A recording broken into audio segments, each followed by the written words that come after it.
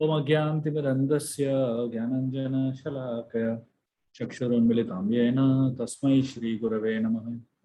श्रीचैतन्यमनोभीष्टं स्थापितं येन भूतले स्वयं रूपकदा मह्यं ददाति स्वपदान्तिकं।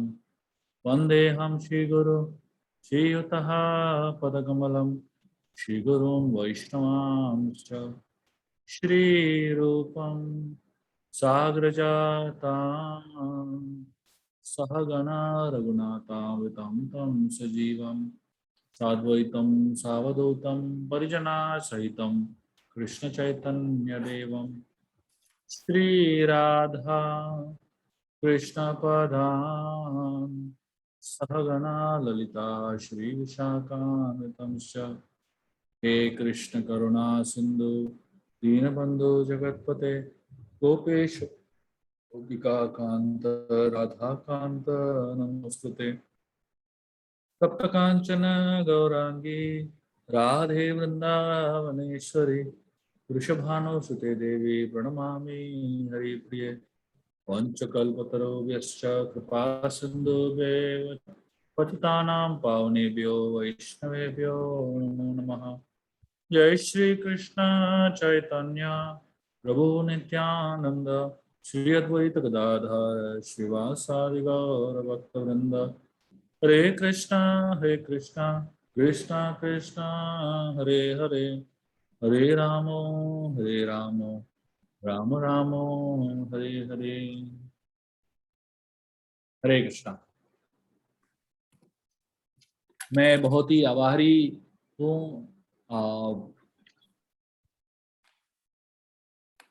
आप सब लोगों का कि यहाँ पे मुझे आमंत्रित दिया गया है राधा रानी के महानता महिमा का थोड़ा सा गुणगान करने के लिए। मैं बहुत ही धन्यवाद देना चाहूँगा स्वयं स्वयं प्रति प्रभु को और रसामृत प्रभु को कि मुझे अ, न्योता दिया गया है इस पावन अवसर पर। मैं आप लोगों के समक्ष बहुत सारे लोग यहाँ पे जो एकत्रित हुए हैं, आप लोगों को मैंने पर्सनली मिला तो होगा। अभी यहाँ पे जूम में तो सिर्फ नाम दिखते हैं, चेहरे तो दिखते नहीं है। तो एक्चुअली मैं हमेशा कहता हूँ कि जूम सेशंस जो है बहुत ही अ, अच्छे सेशंस है, क्योंकि हम भक्तों के नामों के ऊपर मनन करने का अवसर मिलता है।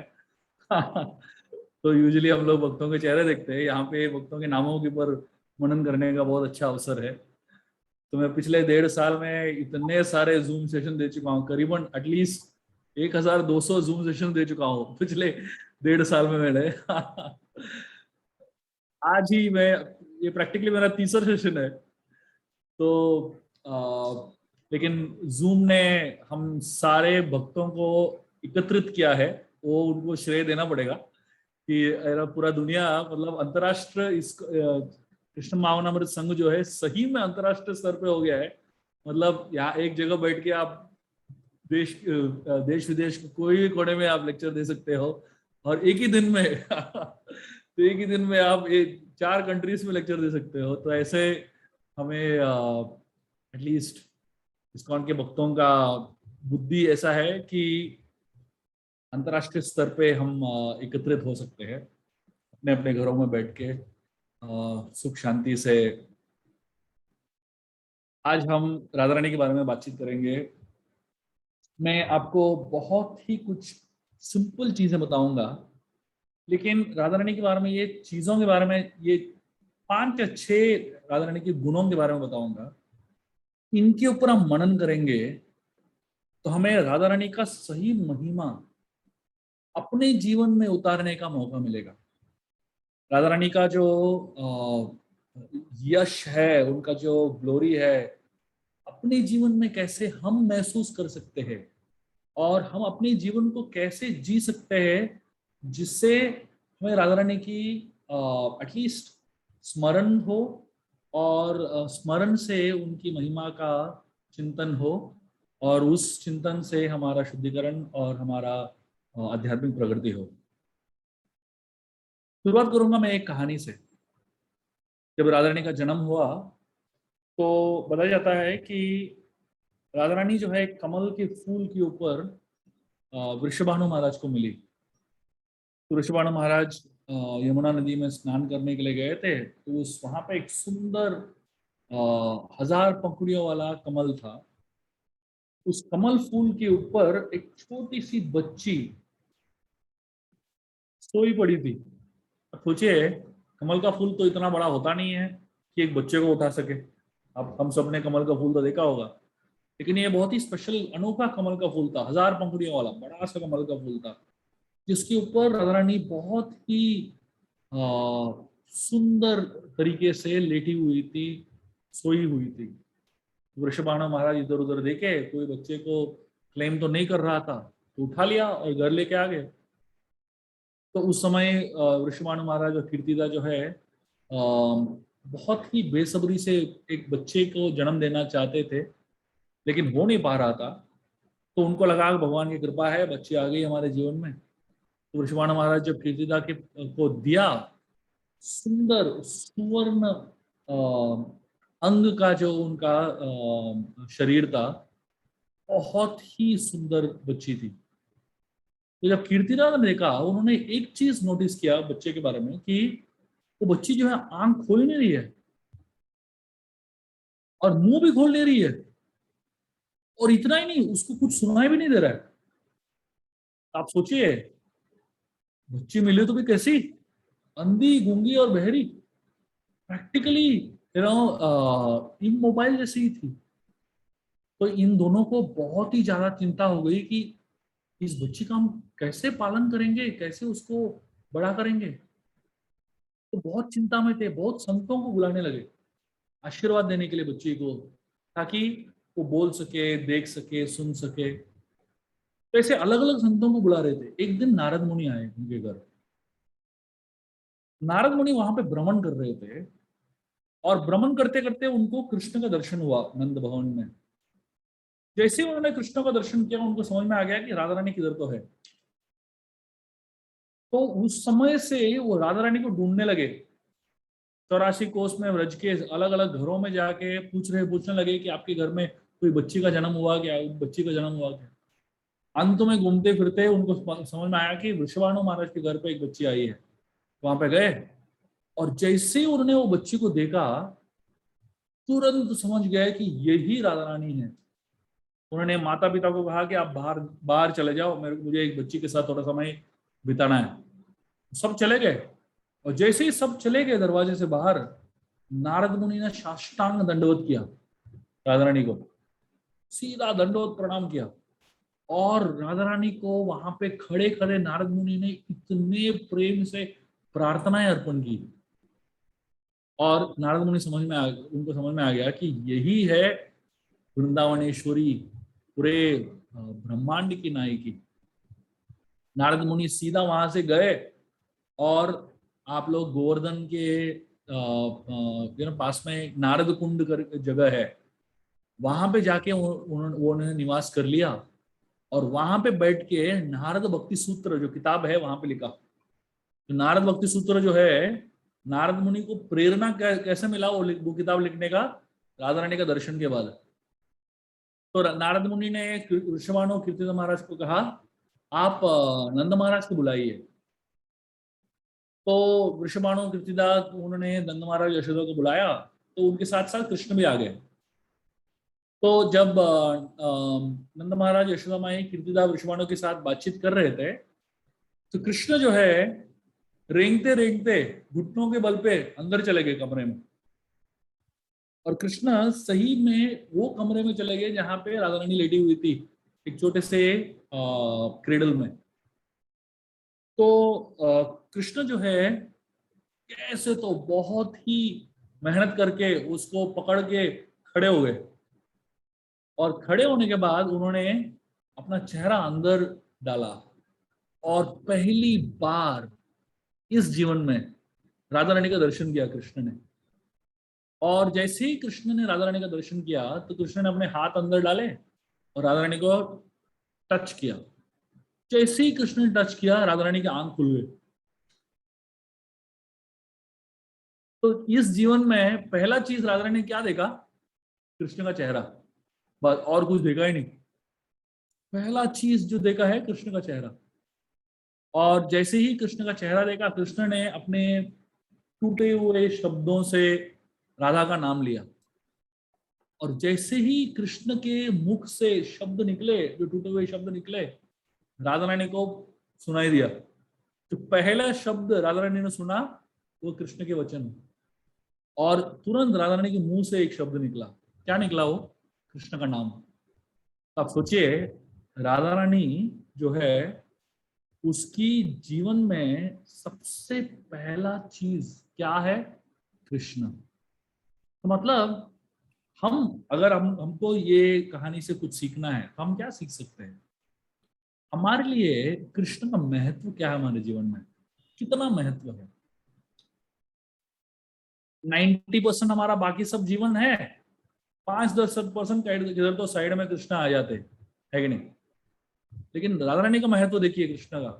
वो और कुछ देखना ही नहीं चाहती थी सिवाय कृष्ण के, और वो कुछ सुनना ही नहीं चाहती थी सिवाय कृष्ण के शब्दों के, और वो कुछ बोलना ही नहीं चाहती थी सिवाय कृष्ण के नामों का उच्चारण। ऑफकोर्स हम वो स्तर पे तो नहीं है, लेकिन हम अपने स्तर पे क्या हम थोड़ा सा प्रायोरिटाइज कर सकते हैं कृष्ण को? थोड़ा सा हम प्रायोरिटाइज कर सकते हैं कृष्ण। हमारे जीवन में प्रॉब्लम क्या है? प्रायोरिटी ही प्रॉब्लम है। किसको पहले चुनना है वो बड़ा समस्या आ जाता है। श्रील प्रभुपाद जी जब अमेरिका में प्रचार कर रहे थे, तो बहुत सारे हिप्पी लोग भक्त बन रहे थे। और प्रभुपाद जी बहुत ही स्मार्ट थे, बहुत ही बुद्धिमान थे। तो वो क्या करते थे कि जो भी मिला उनको उनको सेवा में लगा देते थे। तो श्याम सुंदर प्रभु जब आए थे उस समय, वो कारपेंटर थे, प्रोफेशनली वो कारपेंटर थे। तो प्रभुपाद जी ने श्याम सुंदर प्रभु को छोटा सा जगन्नाथ का विग्रह दिखाया और कहा कि आप ऐसे ही बड़े विग्रह बना सकते हैं क्या? श्याम सुंदर प्रभु ने कहा ठीक है, बना देंगे। उस समय उनका दीक्षा भी नहीं हुआ था, बहुत ही नए थे। तो जगन्नाथ का विग्रह का कार्विंग कर रहे थे, शिल्पकारी कर रहे थे। आप सोचिए, जगन्नाथ का विग्रह बनाना आसान काम नहीं है और छोटा काम नहीं है। जगन्नाथ का विग्रह बना रहे थे, और विग्रह बनाते बनाते लकड़ी के ऊपर काम कर रहे थे वो। और विग्रह बनाते बनाते उनका वो सिगरेट भी फूक रहे थे।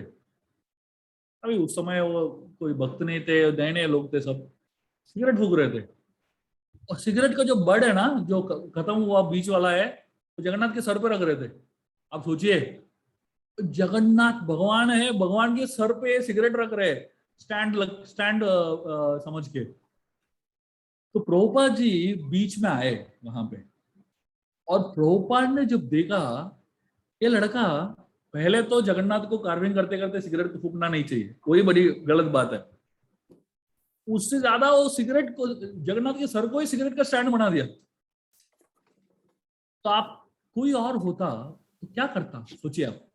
प्रभुपाद जी इतने शुद्ध भक्त, महान सन्यासी, और इतने यू नो श्रेष्ठ परिवार में जन्म लिए, भक्ति सिद्धांत सरस्वती ठाकुर उनके गुरु है, इतने श्रेय है। अगर कोई और होता प्रभुपाद की जगह पे हो, तो उस व्यक्ति को बहुत ही ज्यादा कोस कोस देता, झाप देता। लेकिन प्रभुपाद ने क्या किया मालूम है? प्रभुपाद ने उसको डांटा नहीं, श्याम सुंदर प्रभु को डांटा नहीं। प्रभुपाद ने एक ही सेंटेंस श्याम सुंदर प्रभु को कहा, और वो सेंटेंस जो है सीधा श्याम सुंदर प्रभु के हृदय में बैठ गया। क्या कहा मालूम है प्रभुपाद जी ने? प्रभुपाद जी ने श्याम सुंदर को कहा, why are you letting one piece of paper come between you and Krishna? आपके और भगवान के बीच में एक छोटा सा पेपर, सिगरेट क्या है, पेपर तो है, पेपर का रोल है। Why are you allowing a single, एक छोटा सा पेपर आपके और कृष्ण के बीच में आप क्यों छोड़ रहे हो? उसी दिन श्याम सुंदर प्रभु ने प्रण लिया कि सिगरेट जीवन भर वो स्मोक नहीं करेंगे, और उसी दिन छोड़ दिया सिगरेट।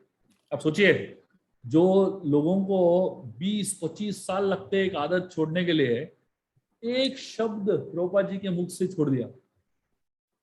हम सबके जीवन में, जैसे श्याम सुंदर प्रभु का स्ट्रगल एक सिगरेट के साथ था, हम सबके जीवन में एक ना एक चीज है जो हमें कृष्ण से दूर रखता है। क्या है वो चीज? हम सबको सोचना चाहिए, क्या है वो चीज जो हमें भगवान की कृपा प्राप्त करने से दूर रखता है? क्या हम उसको छोड़ सकते हैं? क्या हम सोच सकते हैं कि क्या हमें भगवान से दूर रख रहा है? अब सोचिए, राधा रानी का क्या डिटर्मिनेशन है। आंख खोला नहीं, कान खोला नहीं, मुंह खोला नहीं जब तक कृष्ण उनके सामने। मतलब क्या है, इतना प्रायोरिटी है उनको, उनके जीवन में कृष्ण का। हम उतना स्तर तक नहीं जा सकते, लेकिन एटलीस्ट हम अपने स्तर पे कुछ एक चीज को छोड़ सकते हैं क्या, जो हमें कृष्ण से दूर रख रहा है, हमारे आध्यात्मिक जीवन में बाधा बन के आ रहा है।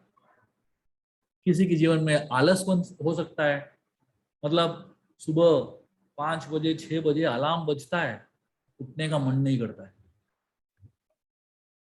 तो आपके बीच में और कृष्ण के बीच में क्या आ गया? नींद। किसी किसी के जीवन में एक चाय का पत्ती आ जाता है, उनके और कृष्ण के बीच में। किसी के जीवन में कोई और चीज आ जाता है, कृष्ण और उनके बीच में। हम सबके जीवन में कोई ना कोई वस्तु है, कोई ना कोई चीज है जो हमें भगवान से दूर रखता है। आज राधाष्टमी के पावन अवसर पर हम सबको सोचना चाहिए, क्या है वो चीज जो हमें भगवान से दूर रख रहा है? क्या है वो एक हैबिट जो हमें भगवान से दूर रख रहा है? क्या हम उस हैबिट को सुधार सकते हैं? उस हैबिट को, उस चीज को छोड़ सकते हैं? तो पहला चीज मैं आपको आपके मन में सोचने के लिए, विचार करने के लिए छोड़ रहा हूं। राधा रानी का एक नाम है विद्यार्थिनी।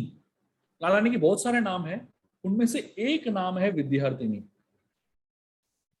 विद्यार्थिनी का मतलब क्या है?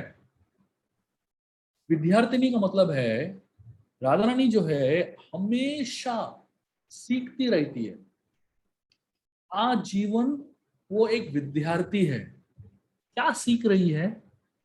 अलग अलग कलाएं सीख रही है, कैसे कृष्ण को और प्रसन्न कर सके। राधा रानी जो है भगवान कृष्ण के लिए खाना बनाती है, पकवान, अलग अलग व्यंजन बनाती है।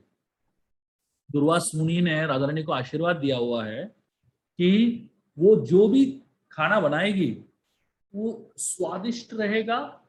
उसके अलावा जो भी उसके परोसे हुए बनाए हुए खाने को खाएगा वो हमेशा स्वस्थ रहेगा और शक्तिशाली रहेगा। और वो उसको बीमारी कभी नहीं होगी, थकान कभी नहीं होगी। तो इसलिए यशोदा माई जो है राधा रानी को रोज बुलाती थी तो उनके घर में खाना बनाने के लिए, भगवान कृष्ण के लिए। लेकिन राधा रानी की खासियत क्या है मालूम है? खासियत ये है कि रोज जब जो पकवान बनाती है कृष्ण के लिए, वो रोज नए नए पकवान बनाती है। एक बार में रिपीट नहीं होता है। एक भी व्यंजन, एक भी पकवान जो है रिपीट कभी होता नहीं है। हम सब लोग भोगा तो बनाते हैं भगवान के लिए, राधा रानी के लिए। हमारे मंदिर में 2500 भोग लगते हैं राधा रानी के राधाष्टमी के दिन। लेकिन आप वहां पे जाके वो भोग का लिस्ट लेकोगे ना, लिस्ट में कितने सारा आइटम सेम है। आलू ये, आलू वो, आलू को ऐसा किया, आलू को ऐसा किया। तो मतलब एक ही आइटम है, उसको थोड़ा ऐसा किया, थोड़ा ऐसा किया, तो हम लोग सोच रहे हैं अलग आइटम बन गया। ऐसा नहीं है। लेकिन राधा रानी जब बनाती है ना, कोई भी आइटम रिपीट होता ही नहीं है। हर हर आइटम का स्वाद, और वो जो उनको उसको जब देखते हैं समझ में आता है कि अलग ही कुछ है। ये राधा रानी है, विद्यार्थिनी। तो भगवान के 3 शक्तियां हैं, संवित, संदिनी और लादिनी। संवित जो है बलदेव है, और संदिनी जो है बलराम है, उनके प्रतिनिधित्व। और लादिनी शक्ति के प्रतिनिधित्व राधा रानी।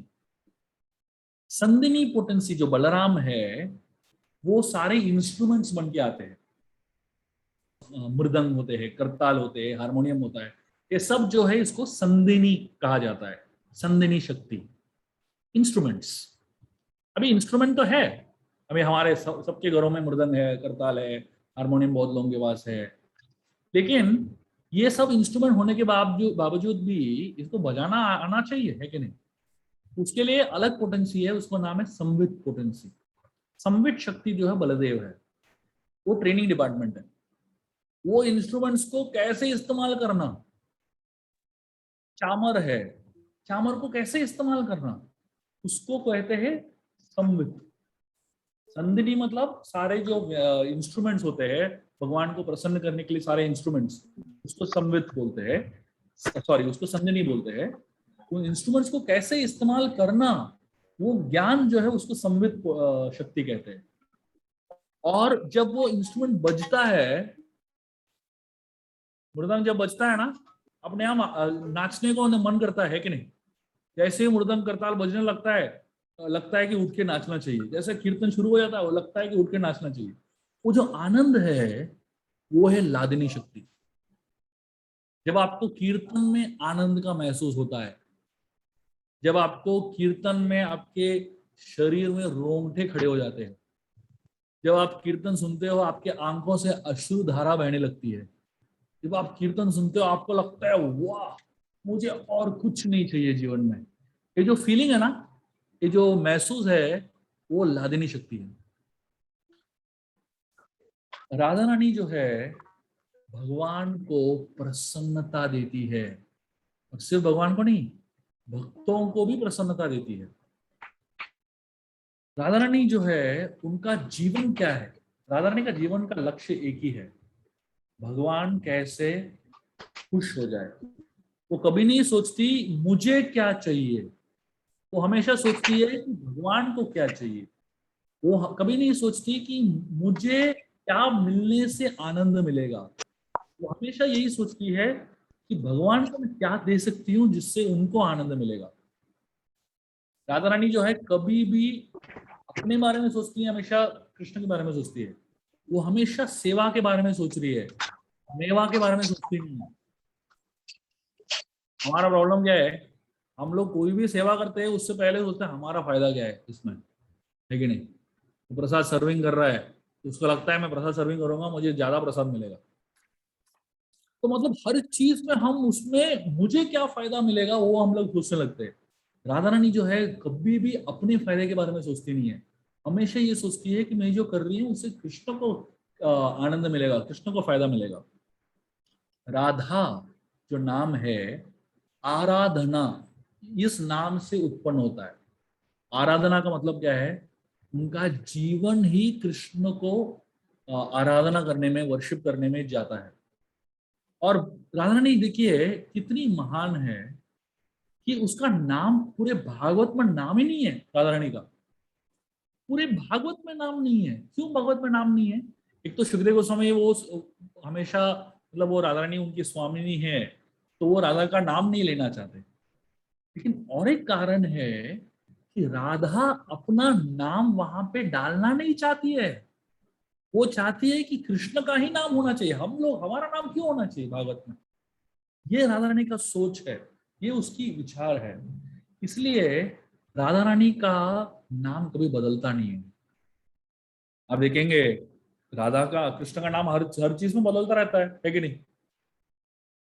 राधा पार्थ सारथी, राधा श्याम सुंदर, राधा माधव, राधा गोपीनाथ, राधा पंडरीनाथ, राधा लंडनेश्वर। कंटिन्यूसली कृष्ण का नाम बदल रहा है, अलग अलग लीला करते हैं उनका नाम बदलता रहता है। लेकिन राधा का नाम क्यों नहीं बदलता है? एक ही कारण है, राधा का एक ही पास टाइम है।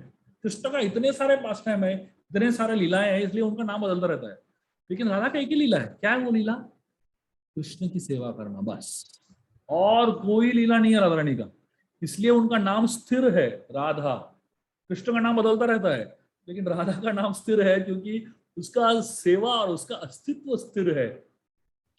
वो हमेशा यही सोचती है मैं भगवान के लिए क्या कर सकती हूँ।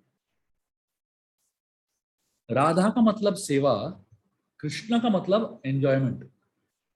भगवान एंजॉयर है लेकिन राधा जो है सेविका है। तो अब सोचिए, हम सब लोग भक्ति कर रहे हैं, लेकिन हम हमेशा जब भी भक्ति करते हैं हमारे मन में एक स्वार्थ की भावना होती है कि नहीं? मैं भक्ति कर रहा हूं ताकि मेरी सेहत अच्छी रहे, ताकि मुझे धन प्राप्त हो, ताकि मुझे यश प्राप्त हो, लाभ प्राप्त हो, जो भी चाहिए, है कि नहीं। जब कोई भी भक्त को कोई भी बीमारी या कोई भी प्रॉब्लम समस्या होती है, पहला चीज क्या पूछता है मालूम है? इतने सारे लोग मुझे पूछते हैं, प्रभु जी हम भक्ति कर रहे फिर भी ये हमारे साथ क्यों हो रहा है? मतलब क्या? भक्ति क्यों कर रहे हो आप? बहुत सारे लोग, हम लोग भक्ति इसलिए करते हैं कि हमारे जीवन में कुछ बुरा नहीं होना चाहिए। तो मतलब क्या? हमारा भक्ति में स्वार्थ है। जब भक्ति में स्वार्थ की भावना होती है, तब हमें अपेक्षा होने लगती है। जब अपेक्षा होती है और वो अपेक्षा फुलफिल नहीं होता है, तो हमें गुस्सा आता है, तो हमारी श्रद्धा कम हो जाती है। अब सोचिए, राधा रानी का क्या अपेक्षा है कृष्ण से? 11 साल कृष्ण वृंदावन में रहे, सिर्फ 11 साल। कृष्ण लेकिन जीवन कितने जिए? जब भगवत गीता कृष्ण लेक्चर दे रहे थे कुरुक्षेत्र की युद्ध भूमि में, वो 125 साल के थे। उसके बाद भी 36 ईयर्स और जिए। तो मतलब सोचिए, मतलब प्रैक्टिकली कृष्ण 160-70 साल जिए, उसमें कितने साल वृंदावन में थे? 11 साल बस। बाकी 160 150 साल के ऊपर किधर थे? ही नहीं वृंदावन में। लेकिन राधा रानी का भाव कैसा है मालूम है? ये जो 11 साल कृष्ण के संग में बिताया ना, उसको याद करते पूरा जीवन बाकी बिताया। अब सोचिए, मथुरा वृंदावन का डिस्टेंस क्या है? आधा घंटे का डिस्टेंस है। आजकल मथुरा वृंदावन मतलब 20 मिनट में, 15 मिनट में पहुंच जाते हैं हम लोग। फर्स्ट क्लास हाईवे बना हुआ है। तो आप सोचिए, वृंदावन में लोग मथुरा क्यों नहीं गए? क्योंकि वहां पे उनको वृंदावन में जो यादें हैं भगवान की, उन यादों ने भगवान को, ब्रजवासियों को उधर उधर जकड़ के रखा। तो कृष्ण जो है, राधा रानी की शरणागति, उस शरणागति को इतने नगमस्त हो जाते हैं। और राधा रानी का जो भाव है सैक्रिफाइस का, सब कुछ छोड़ देते हैं और कृष्ण की प्रसन्नता के बारे में सोचते हैं। दूसरा चीज, आज हम राधाष्टमी के महामहोत्सव पे ये मनन कर सकते हैं कि मैं क्या कर रहा हूं कृष्ण को प्रसन्न करने के लिए। मेरे जीवन में मैंने क्या किया है और क्या कर रहा हूं जिससे भगवान प्रसन्न होते हैं। हम बोल सकते हैं मैं तो 16 माला कर रहा हूँ। अरे 16 माला तो सब लोग कर रहे हैं। मैं बोले मैं 4 नियमों का पालन कर रहा हूँ। 4 नियमों का पालन तो आधे लोग करते हैं, जानवर भी करते हैं 4 नियमों का पालन, बहुत सारे एटलीस्ट, है कि नहीं। तो इसमें क्या बड़ी बात है? तो आप इससे ज्यादा क्या कर सकते हो जो जिससे भगवान को प्रसन्न कर सकते हो? हर चीज में थोड़ा सा उसका जो लेवल है उसको हम बढ़ा सकते हैं। हर चीज में, भक्ति में कोई भी चीज हम करते हैं उसका लेवल हम बढ़ा सकते हैं। 16 माला कर रहे हैं, उसका लेवल हम बढ़ा सकते हैं। 4 नियमों का पालन कर रहे हैं, उसका हम लेवल बढ़ा सकते हैं। और हम कुछ तो दे सकते हैं भगवान को हर रोज। जैसे प्रभुपाद जी जब उन्होंने कृष्ण भावनामृत आंदोलन शुरू किया अमेरिका में, हर रोज अपने भक्तों को कहते थे, नए लोग थे, सब हिप्पी लोग थे, अनपढ़ थे बहुत सारे, और बहुत सारा उनके, बहुत लोगों का घर भी नहीं था, पैसा भी नहीं था।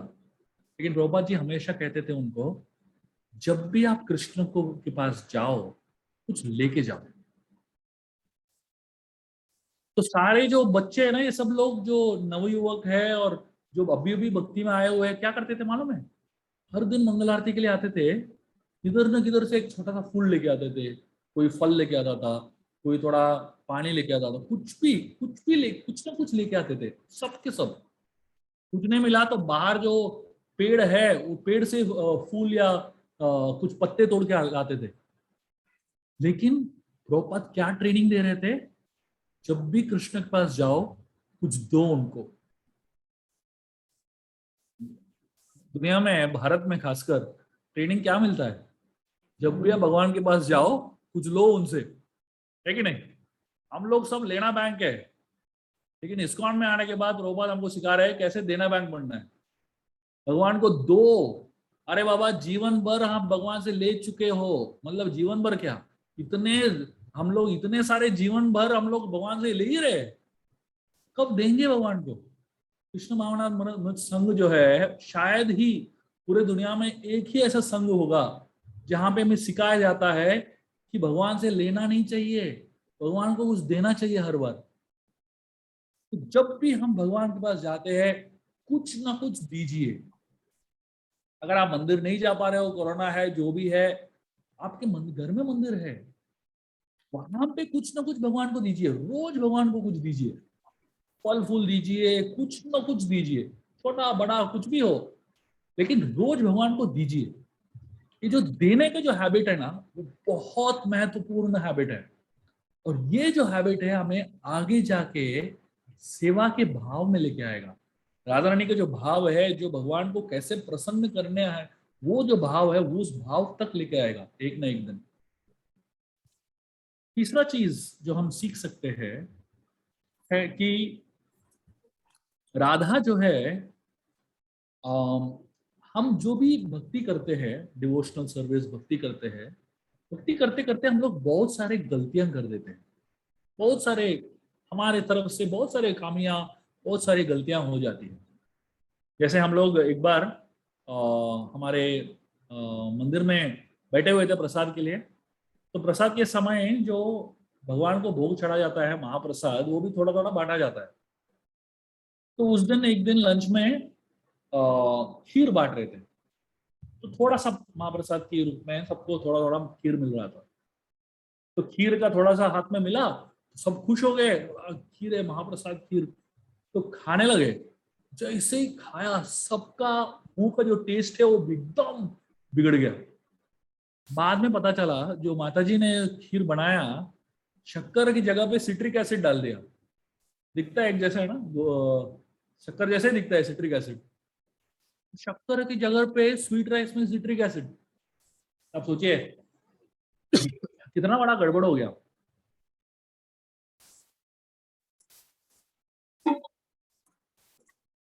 हर दिन हम कुछ अलग अलग सेवा करने की कोशिश कर रहे हैं, लेकिन हमारी सेवाओं में कुछ ना कुछ कमी रहती है। भावना में कमी होती है, या हम हमारे सोच विचार में कमी होती है, जो फिजिकली भी कमी होती है बहुत सारी। जैसे एक बार प्रभुपाद एक जगह पे गए थे, और वहां पे वहां से वो दूसरी जगह ट्रैवल कर रहे थे। तो करते वक्त ना, उनको रास्ते में कुछ प्रसाद लगेगा, ऐसा सोच के एक माताजी थी जो उनके लिए समोसा बना रही थी। जब समोसा बना रही थी, ऑफर करके बस एनीथिंग ब्रो, जब समोसा बना रही थी, तो माताजी तो प्रभुपाद ने पूछा क्या बना रहे हैं, तो उनको बोला कि समोसा बना रहे। प्रभुपाद बोले गेट मी वन।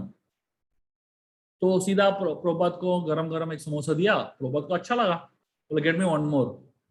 और एक खाया, प्रभुपाद को अच्छा लगा, बोले गेट मी वन मोर। ऐसा एक साथ 8 समोसा खा लिया प्रभुपाद ने एक ही शॉट में। ये लेके जाने के लिए बनाया था, यहाँ पे प्रभुपाद खा रहे हैं एक एक करके। अभी ये माताजी सोचिए, प्रभुपाद ने 8 समोसा खाया, तो माताजी के मन में थोड़ा सा ऐसा एक अहंकार हो जाता है ना। वो गई माताजी प्रभुपाद के पास और प्रभुपाद को पूछी, Prabhupada who is your favourite cook in ISKCON? तो माताजी को लगा प्रभुपाद बोलेंगे यू, बिकॉज इसने 8 समोसा खाया है कि नहीं अभी अभी। प्रभुपाद ने क्या बोला मालूम है? प्रभुपाद ने उसको बोला, my favourite cook is me. Prabhupada ने अपना ही नाम ले लिया। तो माताजी को एकदम शॉक लग गया, मतलब। तो प्रभुपाद क्या सिखा रहे थे? प्रभुपाद ये बताने की कोशिश कर रहे थे, हम लोग सेवा तो कर लेते हैं, लेकिन हमें हमारे अंदर ना हमेशा एक अपेक्षा होता है, जो सेवा किया उसके लिए मुझे प्रशंसा मिलनी चाहिए, उसके लिए मुझे यश मिलनी चाहिए, उसके लिए मुझे वाह वाह मिलना चाहिए। तो मतलब हमारे अंदर सेवा भाव तो है, लेकिन सेवा भाव के साथ साथ बहुत सारे कमियां भी है, बहुत सारे त्रुटियां भी है। तो राधा रानी का एक बहुत महत्वपूर्ण रोल क्या है मालूम है हमारे जीवन में? तो ये है कि जब हम अपना जो सेवा है, जो हम कुछ अर्पण कर रहे हैं भगवान को, पहले राधा रानी जो है उसको ठीक करती है, उसके बाद भगवान के पास भेजती है। मतलब हम जितने भी गड़बड़ करें, भगवान के पास पहुंचने से पहले राधा रानी उसको ठीक कर लेती है, उसके बाद भगवान तक पहुंचाती है। ये सिर्फ भोग के लिए नहीं है, ये हम लोग भी हमारे लिए भी है। हमारे अंदर बहुत सारी कमियां हैं। तो राधा रानी जो है हमें सीधा भगवान के पास पहुंचाती नहीं है, क्योंकि भगवान जो है, उनके दो नेत्र है भगवान के। एक नेत्र जो है सूर्य है, और दूसरा नेत्र जो है चंद्रमा है। तो मतलब सूर्य और चंद्रमा मतलब क्या है? एक नेत्र से जब भगवान देखते हैं, उस वो प्रेम का नेत्र है। जो चंद्रमा वाला नेत्र है वो प्रेम से शीतल नेत्र है। लेकिन दूसरा जो नेत्र है भगवान का, वो बहुत ही क्रूर और बहुत ही गंभीर है। थोड़ा सा भी गलती कर लिया, जल जाएंगे। थोड़ा सा भी अपराध हो गया, खत्म हो जाएंगे। लेकिन राधा रानी की दोनों नेत्र है ना, दोनों शीतल है, दोनों चंद्रमा है। क्यों? क्योंकि राधा रानी माता है। क्योंकि माता है, जब हम कुछ गलतियां करते हैं तो राधा रानी जो है हमारी गलतियों को, हमारी कमियों को माफ कर देती है। और राधा जो है हमें भगवान को अर्पण करती है। चाहे हमारे अंदर कितने भी कमियां हो, जितने भी टूटियां हो, पहले राधा और उसके बाद कृष्ण। इसलिए हम हरे कृष्ण कहते हैं, राधा का नाम पहले देते हैं। राधा कृष्ण, सीता राम लक्ष्मी नारायण, पहले माता का नाम लेते हैं। क्यों? ताकि हम जो भी हमारी तरफ से गलती हो, उसे राधा रानी जो है उसको ठीक करके आगे बढ़ाती है, आगे भेजती है। राधा रानी का कृपा हमें कैसे मिलता है? राधा रानी का कृपा हमें गुरु के द्वारा मिलता है। जब हम राधा का शरण लेते हैं, हम डायरेक्टली राधा का शरण भी नहीं ले सकते। हमें राधा का शरण जो है भगवान गुरु के द्वारा लेना चाहिए। जैसे अ, एक कमल की फूल को खिलने के लिए नीचे पानी चाहिए और ऊपर सूरज चाहिए, है कि नहीं? तो वैसे ही कृष्ण जो है सूर्य है, और गुरु जो है पानी जैसे है। तो कृष्ण सीधा हमारे सर पे गिरेंगे, सूरज इतना भारी अ, गर्मी होता है, तो कमल का फूल मुरझा जाएगा। लेकिन नीचे पानी है, गुरु का कृपा है, तो कमल का फूल मुरझाता नहीं है, वो ठीक रहता है। तो गुरु की कृपा हमें हमेशा चाहिए जब हम राधा रानी के पास जाते हैं, और राधा रानी के माध्यम से भगवान के पास जाते हैं। और अंत में लास्ट चीज जो मैं आपको बताना चाहूंगा, जो बहुत महत्वपूर्ण चीज है, राधा रानी जो है दूसरे जो गोपियां हैं उनकी सेवा से राधा रानी ईर्ष्यालु नहीं होती। अब सोचिए, मटेरियल वर्ल्ड में, भौतिक दुनिया में, लव ट्रायंगल तो बहुत देखा होगा, है कि नहीं? लव ट्रायंगल तो बहुत फेमस है। सारे मूवीज में तो लव ट्रायंगल ही चलता है आजकल, है ना? लव ट्रायंगल का मतलब क्या? दो लड़के एक लड़की को प्रेम करते हैं, या दो लड़की एक लड़के को प्रेम करते हैं, है कि नहीं? लेकिन यहाँ पे वृंदावन में क्या चल रहा है देखिए, लव ट्रायंगल नहीं है, यह लव मिलियन एंगल है। हजारों लाखों गोपियां हैं और एक कृष्ण है। अब सोचिए कितना ईर्ष्या होना चाहिए वृंदावन में, है कि नहीं? तो मतलब ये तो यहाँ पे तो खून खराबा होना चाहिए। यूजुअली आप कोई भी मूवी या कोई भी नॉवेल पढ़ लो जहाँ पे लव ट्रायंगल है, एक ना एक आदमी जो है बंदूक लेके खड़ा है, या कोई चाकू लेके खड़ा है, खून है, पोस्टर में खून तो है। क्यों? क्योंकि जहाँ पे ईर्ष्या होती है वहां पे खून खराबा होता ही है। रिवेंज, एंगर, वायलेंस, ये सब आता ही है। लेकिन यहाँ पे वृंदावन की बात तो कंप्लीटली अलग है। सारे गोपियां जो है एक कृष्ण से प्रेम करते हैं, लेकिन एक दूसरे से जलते नहीं है, एक दूसरे से ईर्ष्या नहीं करते, एक दूसरे को प्रोत्साहन देते हैं। इनफैक्ट जब सारे गोपियां एक साथ रहते हैं, जब कृष्ण निकल जाते हैं, गोपियां क्या करते हैं मालूम है? एक दूसरे को आलिंगन करते हैं, एक दूसरे को कृष्ण के बारे में बात करते हैं, कृष्ण के बारे में मनन कराते हैं, चिंतन कराते हैं। कृष्ण, सब लोग कृष्ण से ही प्रेम कर रहे हैं, ऐसा नहीं कि किसी और से प्रेम कर रहे, कृष्ण से ही प्रेम कर रहे हैं। लेकिन कृष्ण से प्रेम करने का फायदा क्या है? लोग एक दूसरे से प्रेम करने लगते हैं। अगर सही में प्रूफ चाहिए that you actually love God, अगर सही में प्रूफ चाहिए कि हम सही में कृष्ण से प्रेम करते हैं, उसका प्रूफ क्या है? प्रूफ ये है कि एक दूसरे से प्रेम करेंगे। अगर आप दूसरे भक्तों से ईर्ष्यालु हो, जलते हो, गुस्से में हो, उनसे घृणा करते हो, तो आप कैसे बोल सकते हो कि आप कृष्ण से प्रेम करते हो? सही में आप कृष्ण से प्रेम करते हो तो दूसरे भक्तों से घृणा नहीं कर सकते हो, दूसरों भक्तों को आप तिरस्कार नहीं कर सकते हो। तो राधा रानी जो है वो ये नहीं सोचती कि हर सेवा मुझे ही करना चाहिए। राधा रानी ये सोचती है कि जो भी वो सेवा सबसे अच्छा कर सकता है उसे चांस देना चाहिए वो सेवा करने के लिए। तो इसलिए राधा रानी जो है हमेशा जो भी उस सेवा में निपुण है उस गोपी को आगे भेजती है कृष्ण को उस सेवा देने में। क्यों? क्योंकि ये अपेक्षा नहीं है कि मुझे ही सारे सेवा करनी चाहिए।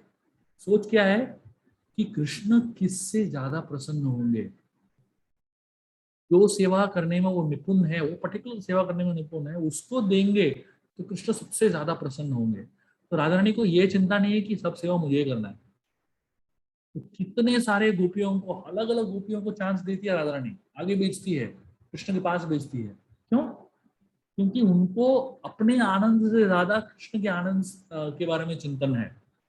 और जितना हम कृष्ण के आनंद के बारे में सोचेंगे उतना हम अपनी अपेक्षाओं को, अपनी जरूरतों को और अपनी जो एक्सपेक्टेशन को थोड़ा साइड में रख देंगे।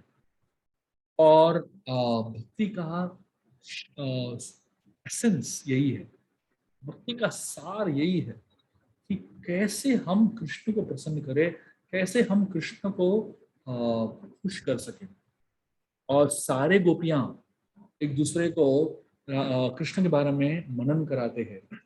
और जितना ज्यादा वो कृष्ण के बारे में एक दूसरे को मनन कराते हैं उतने ज्यादा एक दूसरे के करीब आते हैं। तो आज हम राधाष्टमी के पावन अवसर पर हम ये भी सोचना चाहिए, हमें ये भी सोचना चाहिए कि कैसे मैं दूसरे भक्तों के करीब आऊं, कैसे मैं दूसरों से ईर्ष्या न करूं, कैसे मैं दूसरों के साथ बहुत ही प्रेम से आदान प्रदान कर सकूं, ताकि हमारे अंदर कृष्ण के प्रति प्रेम बढ़े और हम एक दूसरे को कृष्ण के प्रति प्रेम बढ़ाने के लिए प्रोत्साहन कर सके।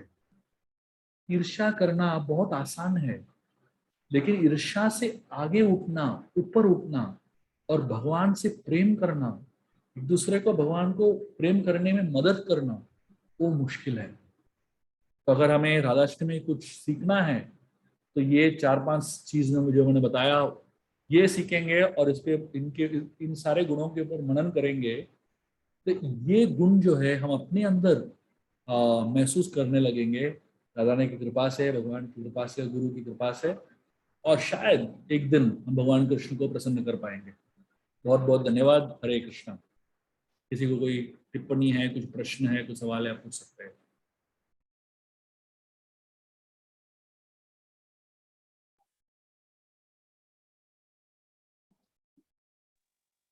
हरे कृष्णा, धन्यवाद, प्रणाम प्रभु।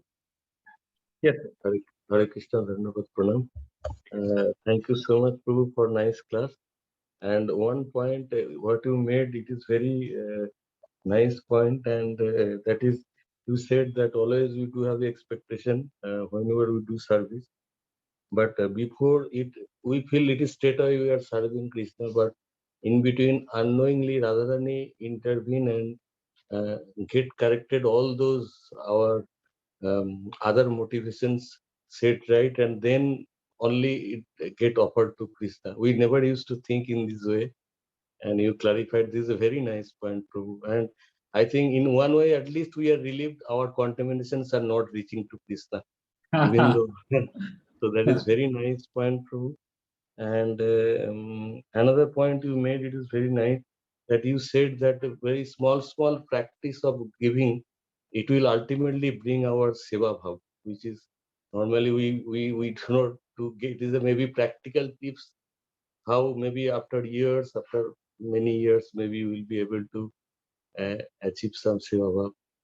And the best part of what I like, Prabhu, about this class is traditionally other classes, because normally on pastimes, but you connected with our like a practical what we should take some pledge or I should say. That is so nice. Thank you so much, Prabhu, and nice to see you this time virtual, but earlier you came and last time we had a class in our Sajjan Priya Prabhu's house. He is also there. Sajjan Prabhu, now he's in India. I have seen he has joined. So we are remembering those days when you took. Thank you so much. Heartfelt. Hare Krishna and happy Janma Radhastami to you as well. Hare Krishna. Thank you, Prabhuji, for this wonderful class. So I'm not able to hear you well, Shivanand Prabhu. Hare Krishna, Prabhuji. Thank you, Prabhuji, for this wonderful class.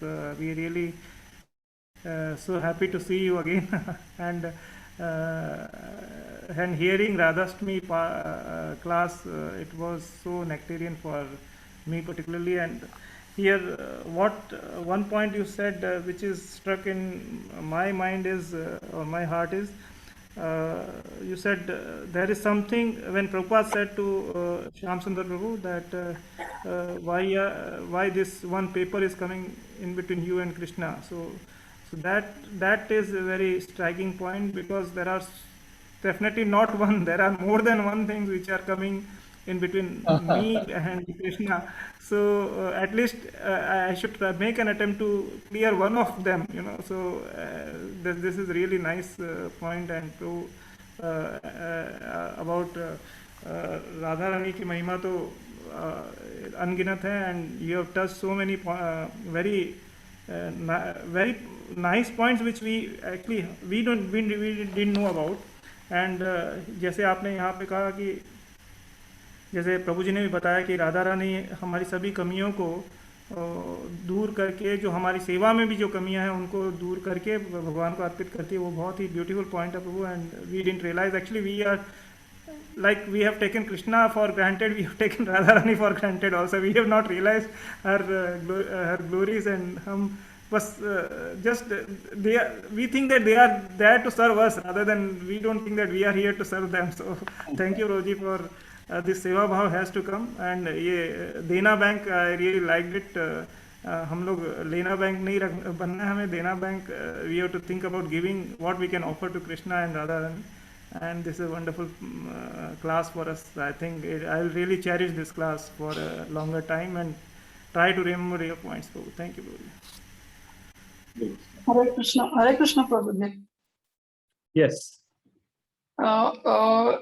बहुत ही अच्छा था आपका lecture. मैं थोड़ा late आ गई, तो वो record Ramchandra प्रभु जी के यहाँ भेजो, मैं फिर सुनना चाहती हूँ प्रभु जी.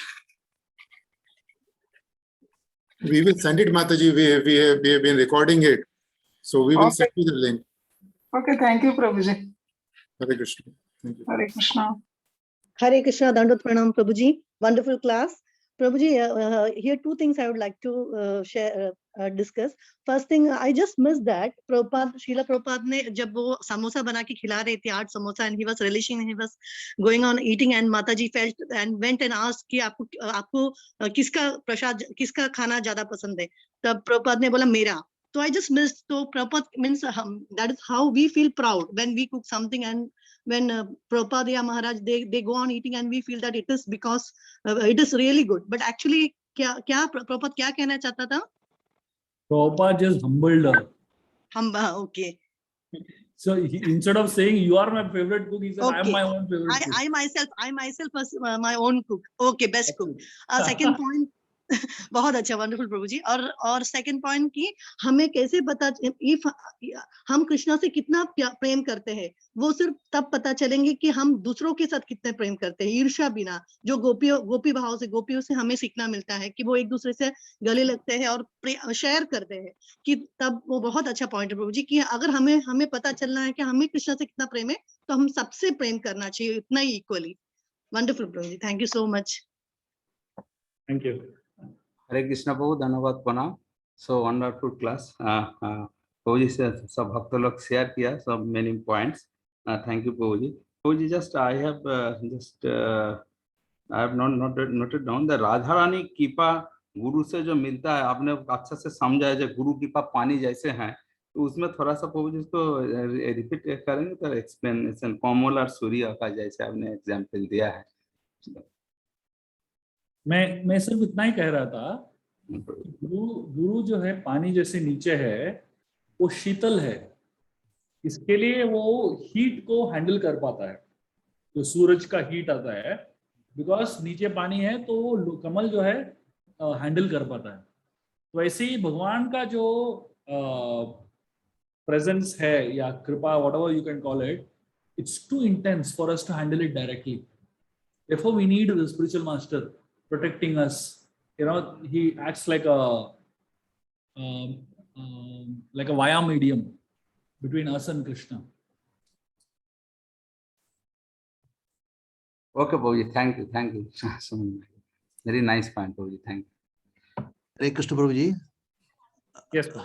Hare Krishna, Dandavat Pranam to you. Prabhuji, I have some doubts actually. Number one, in our ISKCON only, in Krishna consciousness, our ISKCON temple only, we are worshipping Radha and Krishna, whereas in non-ISKCON temple, there is no concept of worshipping Srimati Radharani. And the second point is, in Srimad Bhagavatam, there is no specific mention about Srimati Radharani, although Chaitanya Charitamrita speaks about Radharani, and Chaitanya Mahaprabhu is a combination of both Radharani and Sri Krishna. So, if you say something... Yeah. So basically, the idea of Radha worship is very specifically connected with those who are Vrindavan connections and those who are Gaudiya connections, basically. So usually, especially Shri Sampradaya and many of the Sampradayas, their worship is in the mode of Aishwarya.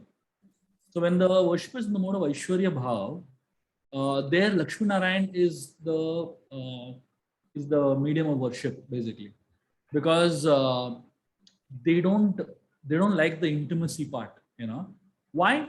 Because every devotee has his own way of connecting with God, है कि नहीं? तो मतलब हर व्यक्ति का एक अलग ही भाव होता है भगवान से कनेक्ट करने का. So there are some people who are comfortable considering God as a king, as a most powerful king, basically.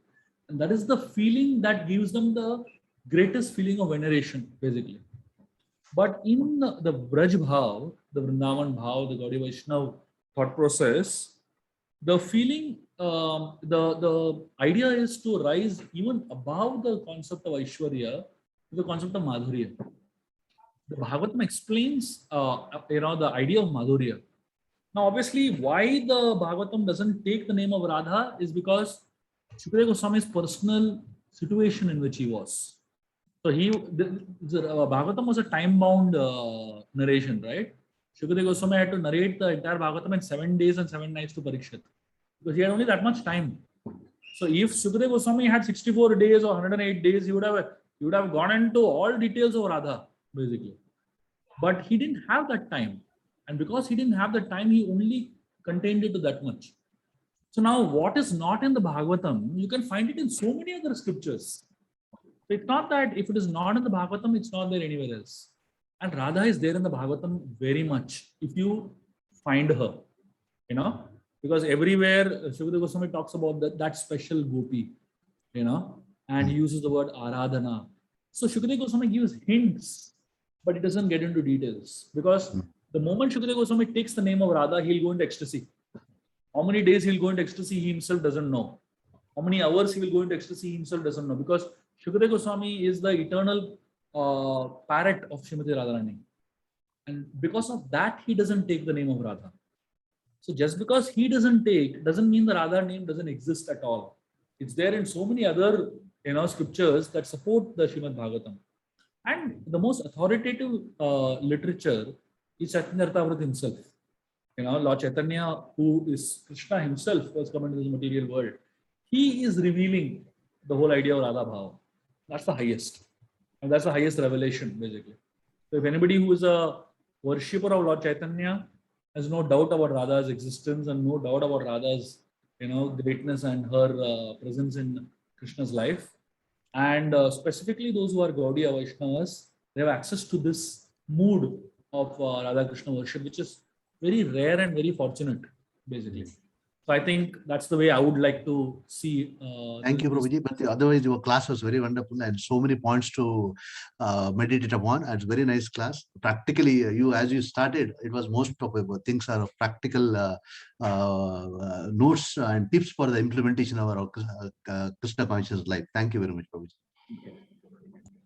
Hare Krishna, Prabhuji. Thank you very much, Prabhu. Very nice. One realization which from you I liked very much. You said that we have to increase the level. So it is not that we have been satisfied, okay, I'm doing 16 rounds or I'm doing the 4 regulative principles. So that's a really very nice this thing to meditate, that too on a day of Radhashtami, how to increase the level of our bhakti. Thank you very much for giving us a nice, you gave a lot of other points, a lot of people have shared also. Thank you very much for once again.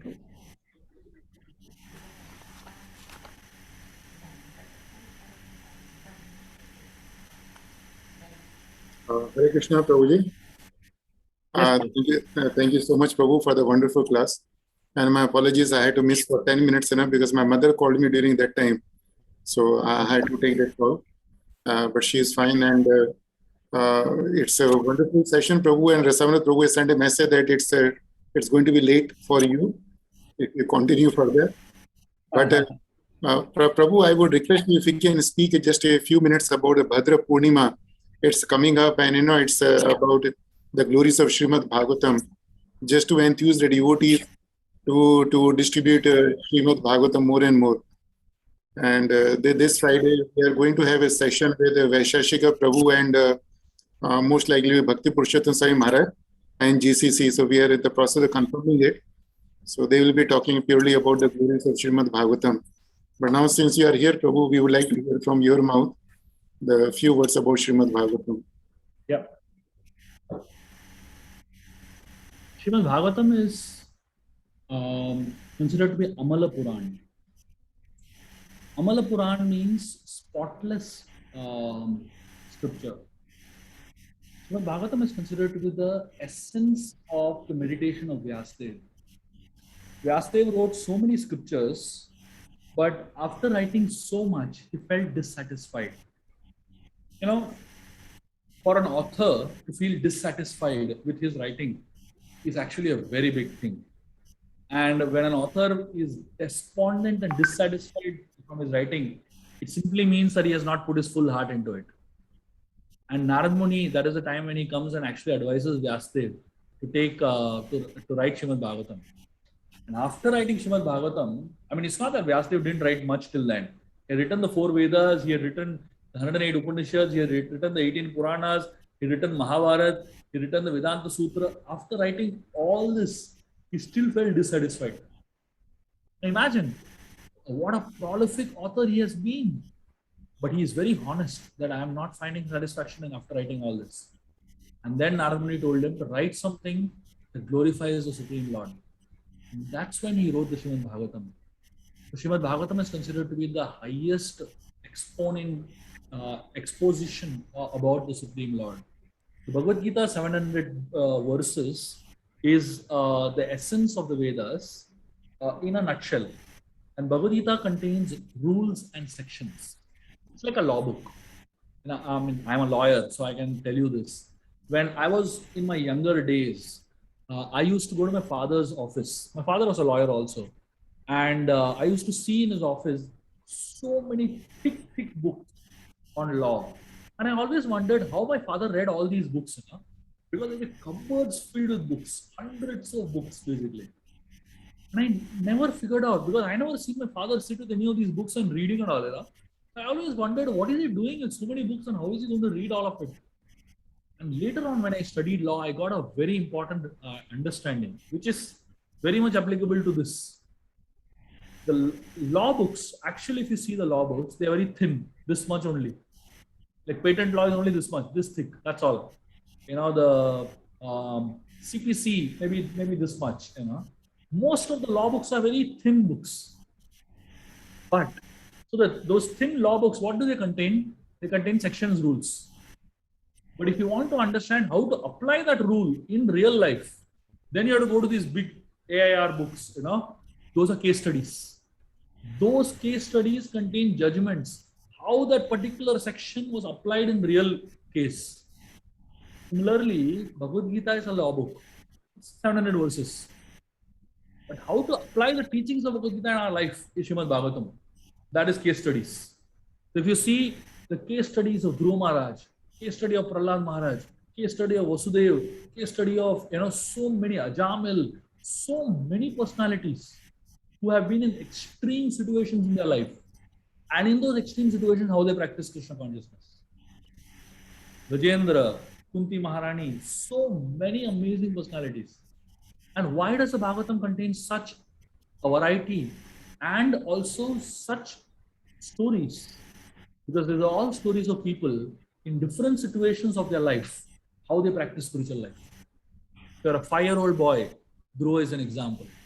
If you are, someone who is surrounded by family members who are not at all devotees, Prahlad is an example.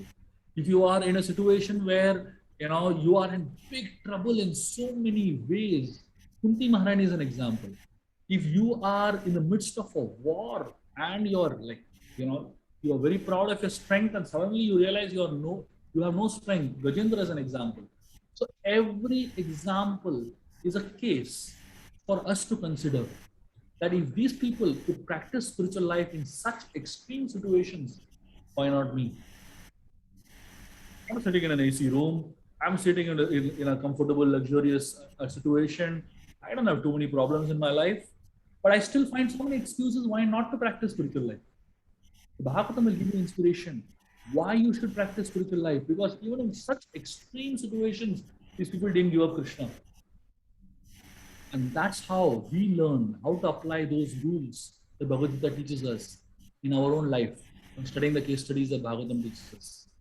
The Srimad Bhagavatam exposes us to the realities of life, but it also gives us great inspiration through stories of these great personalities, how we should live our own lives in such a way that ultimately we aspire to achieve the perfection of our life through our ardent practice.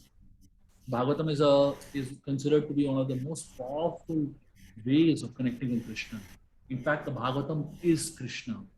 In my younger days, when I just came to Krishna consciousness, I had a very crazy idea. I came from a very academic background. I studied so much. I love to read. I love to study. So I asked one very senior Prabhupada disciple. I asked him, Prabhu, how much time does it take to master the Srimad Bhagavatam, entire 18,000 verses? Can you just tell me how much time it takes? I came from that, sort of mindset. And what that devotee told me, Gopi Parandan Prabhu, I'm sure many of you all would have heard of him. He told me something I never forgot in my life. You know what he told me? He told me Bhagavatam is Krishna. You can never master Krishna. And that's when I realized that, how much ever I can learn Bhagavatam, even a little bit, I'm actually interacting with Krishna. So, on this most auspicious occasion of Bhadra Purnima and this most auspicious month, it is considered to be very, very special and very, very auspicious to study, narrate, purchase, distribute, inspire people to read and absorb oneself in the Srimad Bhagavatam. So it's highly, highly encouraged that each and every devotee should have the entire set of Srila Prabhupada's Bhagavatam in one's house. It not only creates great auspiciousness, but it also inspires you to start picking up and reading the books. Only if you have it, will you read it, right? So I would highly, highly recommend all of you all to get a set of the Srimad Bhagavatam and also distribute as many sets as possible. Hare Krishna. Thank you so much, Prabhu, for your time. And we are really grateful to you that I know in India it's late, but you took a precious time and gave us such a nectarian description. And I still remember your talk when you were in Abu Dhabi, you spoke about Lord Shiva, and it was such a wonderful explanation. And we look forward to having your association in the coming days also. Now we are not going to leave you. Now we are reconnected. We are reconnected. And as you were speaking, I was thinking of Vijay Dashami, and that's, it's a very special day. So I will ask Rasamrat Prabhu to connect with you and see if we can have your association on that day. But thank you so much, Prabhu, again, from the core of our heart. And please accept my humble obeisances again. And thank you so much. Very, very grateful. Thank you. Thank you, Rasamrat Prabhu. Thank you so much for your efforts in coordinating for the program. Thank you, Prabhuji.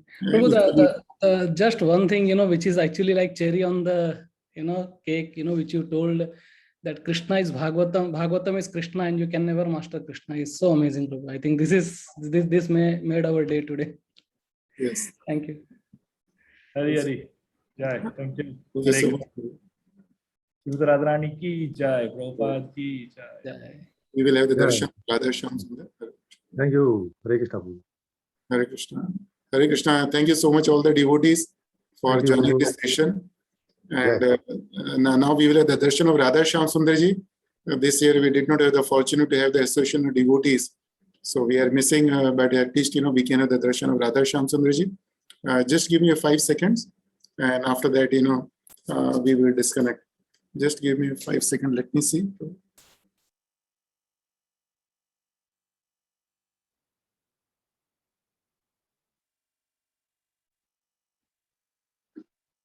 Prabhu Hare किधर गया? Krishna. Jai Shri Radha Shyam Sundar ji ki jai. Shri Shri Gaunitai ji ki jai.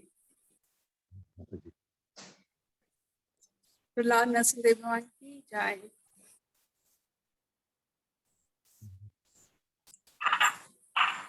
Sorry, Panch Tattva ki jai.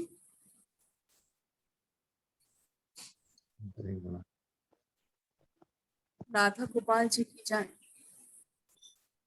Mataji, if you don't mind, because we could not spot you, can you just show once again, Mataji, please? Yeah, sure, Prabhu. You can spot now. Yeah, we have spotted you already, but Yeah, Prabhu. Yes, Prabhu. I'll just. But camera को सीधा रखो, please. Yes. Light बहुत ज़्यादा bright है. Is it okay? Yeah, it's very bright. Prabhu, for other devotees, is okay, Prabhu? Yeah, a little bit of your camera, if you can move, Mataji. We are not able to see Radha Shyam Sundar. But is that okay now, Prabhu? Prabhu is coming now. I think he will reduce the light. Is that okay now? Is it better? Tell me, Prabhu. Yes, Mataji. Now it's fine, Mataji. Very good, Mataji. Thank you, Mataji. Fine? Okay, Yes, okay. Mataji. Yeah.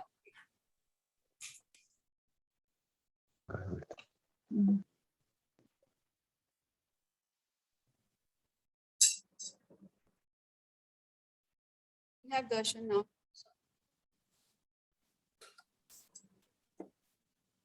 You can continue I think I have some problem in still it is blurred.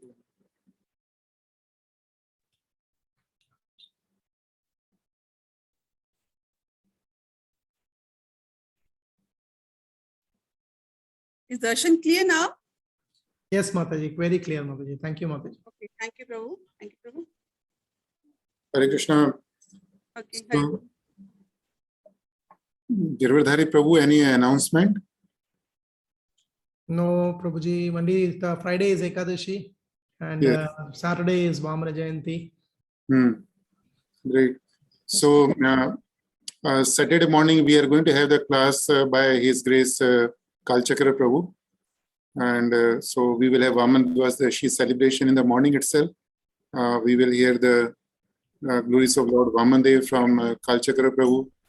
And one more thing, most likely this Saturday evening at around 6 o'clock, we will have His Holiness Bhakti Purushottam Swami Maharaj and His Grace Vaishashika Prabhu. And both are going to speak on the glories of Srimad Bhagavatam and Bhadra Purnima. So devotees across all the GCC countries would be attending the program. There will be a YouTube link which will be shared with all the devotees. The Zoom link is just for maximum 500 people. So it's on a first come first basis. But the devotees can join the program YouTube. and please don't miss it because both are wonderful devotees. His Grace Vaishashika Prabhu, he is the #1 in the world when it comes to book distribution, and he is a really role model for everybody.